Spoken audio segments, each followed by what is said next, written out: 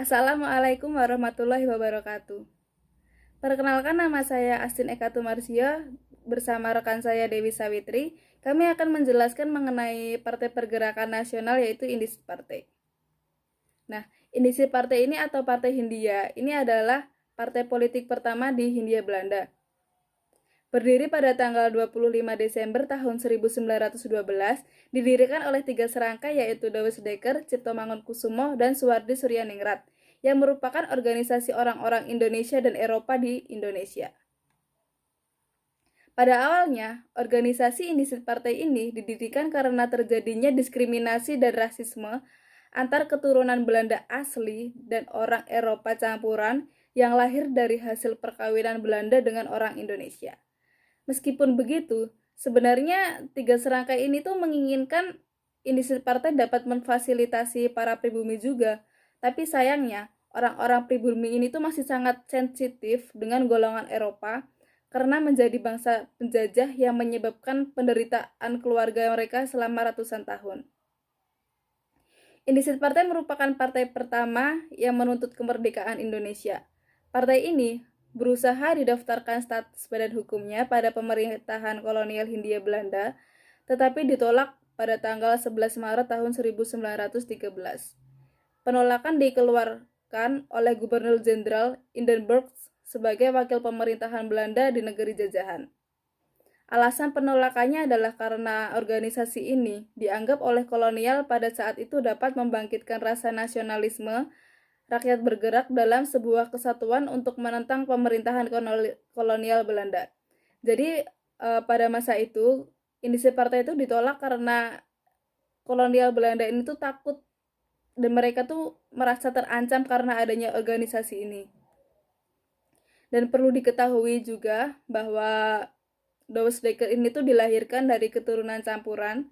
Ayahnya berasal dari Belanda dan ibunya adalah seorang pribumi Indonesia.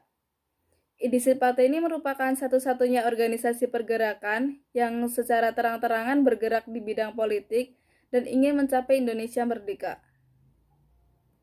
Tujuan Indisi Partai ini untuk membangun patriotisme terhadap tanah air. Indisi Partai menggunakan media majalah Heritage dan surat kabar The Express pimpinan Douwe Dekker sebagai sarana untuk membangkitkan rasa kebangsaan dan cinta tanah air. Tujuan dari partai ini benar-benar revolusioner karena mau mendobrak kenyataan politik rasial yang dilakukan pemerintahan kolonial. Tindakan ini terlihat nyata pada tahun 1913. Dan pada tahun itu tuh pemerintahan Belanda akan mengadakan peringatan 100 tahunnya bebasnya Belanda dari tangan Napoleon Bonaparte dari Prancis. Baiklah, saya akan melanjutkan penjelasan materi yang telah disampaikan oleh Astin, yaitu mengenai perayaan yang ini direncanakan dan juga diperingati oleh pemerintah Hindia Belanda adalah suatu yang kurang pas, di mana suatu negara penjajah melakukan upacara peringatan pembebasan dari penjajah pada suatu bangsa yang dia sebagai penjajahnya. Hal yang ironis ini kemudian mendatangkan cemoohan termasuk dari para pemimpin Indische Partij, yaitu R.M. Suwardi Suryaningrat yang menuliskan artikel yang berjudul Als ik een Nederlander was, yang artinya andaikan aku seorang Belanda, yang kemudian akibat dari tulisan R.M. Suwardi Suryaningrat ini ditangkap menyusul sarkasme dari Dr. Cipto Mangunkusumo yang dimuat dalam The Experts pada tanggal 26 Juli pada tahun 1913 yang berjudul Crossovers, yang berisi tentang kekhawatiran, kekuatan, dan ketakutan. Kemudian Dr. Cipto ditangkap yang membuat terkan dalam 3 serangkai tadi, yaitu Douwe Dekker, yang kemudian mengkritik dalam tulisan di The Experts pada tanggal 5 Agustus pada tahun 1913 yang berjudul Ons Helden, yaitu Cipto Mangunkusumo, and Suwardi Suryaningrat, yaitu pahlawan kita, Cipto Mangunkusumo dan Suwardi Suryaningrat. Kemudian kecaman-kecaman yang menentang pemerintah Belanda menyebabkan 3 tokoh dari Indische-Partij yaitu ditangkap pada tahun 1913. Kemudian mereka diasingkan ke Belanda. De Dekker dibuang ke Kupang, NTT, sedangkan Dr. Cipto Mangunkusumo dibuang ke Pulau Banda. Namun pada tahun 1914, Cipto Mangunkusumo dikembalikan ke Jawa dikarenakan sakit. Sedangkan Suwardi Suryadiningrat dan De Dekker baru kembali ke Indonesia pada tahun 1919. Kemudian bubarnya Indische-Partij yang dilatar belakangi oleh Suwardi Suryadiningrat yang terjun dalam dunia pendidikan yang dikenal sebagai Ki Hajar Dewantara, mendirikan perguruan taman siswa.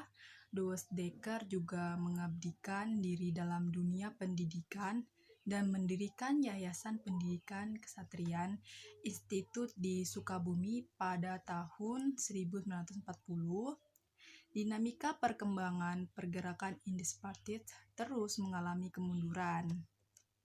De Dekker yang semakin beringas menulis telah melahirkan Max Havelaar menggunakan nama samaran yaitu Multatuli. Dalam perkembangannya, De Dekker ditangkap lagi dan dibuang ke Suriname yaitu Amerika Selatan. Kemudian pada tahun 1913, partai ini dilarang karena tuntutan kemerdekaan itu, dan sebagian besar anggotanya berkumpul lagi dalam Serikat Insulin dan Komit Bumiputra, yang akhirnya organisasi ini tenggelam karena tidak adanya pemimpin seperti 3 serangkai yang tadi, yang sebelumnya itu.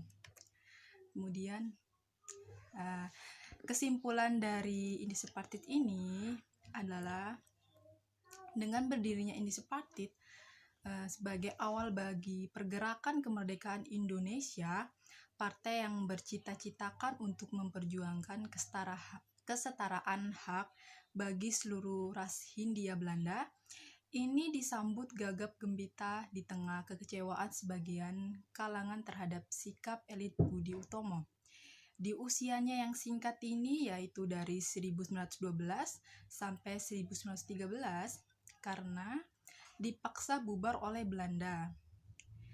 Kemudian Indische-Partij berhasil menyuburkan semangat juga harapan akan upaya pembangkitan menuju pergerakan setelah itu. Sekian presentasi dari kelompok kami, kurang dan lebihnya kami mohon maaf. Wassalamualaikum warahmatullahi wabarakatuh.